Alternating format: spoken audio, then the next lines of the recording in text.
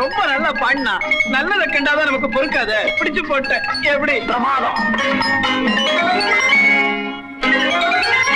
அந்த இருட்டுக்கும் பார்க்கின்ற விழி இருக்கும், எந்த சுவருக்கும் கேட்கின்ற காது இருக்கும்.